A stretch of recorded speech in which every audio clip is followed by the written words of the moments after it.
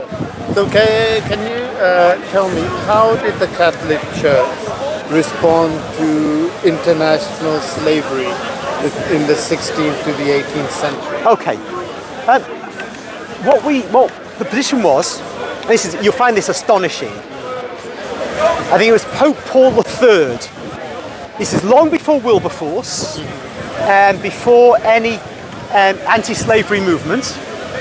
And it was when I think the Emperor Charles V was ruling as Holy Roman Emperor. Could you stand just here? Yeah, sure. Just so the camera doesn't get blocked. Am I being... Oh, we're all being filmed. We're all being filmed. Sorry. Don't worry, it's good. It's all you gentlemen. You're gentlemen. It's all right, you're gentlemen.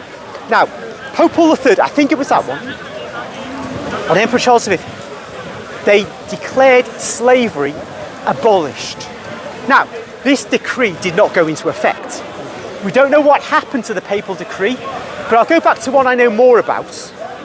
In 1435, Spain invaded the Canary Islands, and they enslaved the Africans and took their property.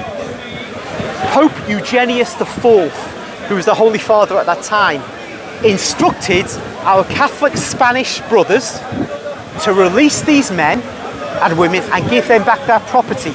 If they did not do so within a certain period, 50 days or something, then they would be excommunicated.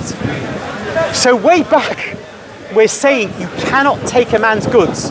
Now we didn't say, this is not saying that, oh, we were therefore perfect in that, for example, it was at a certain stage permissible to take, if for example, Muslims were taken in battle with Christians in wars that we had with them, you could take men and they could be enslaved, right? So it's not like,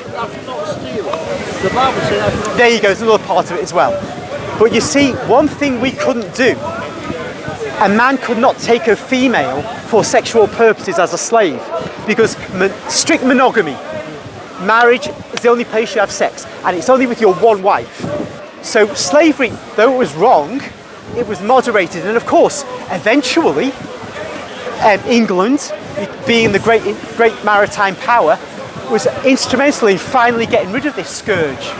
So it's a Christian nation, built upon Catholic foundations, this nation, 1,000 years Catholic, becoming Anglican, which is a version of Catholicism. They get rid of this disease of slavery.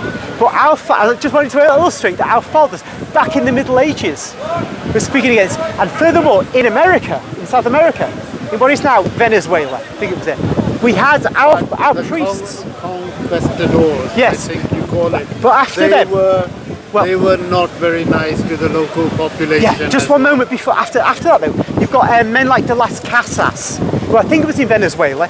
He excoriated his fellow Spanish men for treating the Indians so badly. And he, Bartolome de las Casas, who was a monk, and in Spain itself, the king instituted a set of debates about the nature of the Indians. This might seem strange now, but actually, in all parts of the world, different people were seen as different kinds of human beings. But these church debates were one in which it was seen the Indians are fully human, and so they have to be treated with. Now we say that now, but back in the old days, people weren't saying it so obviously about their conquered peoples. But this is a great thing that Spain did to actually. This is where human rights begins, by the way, with the Spanish monarchy.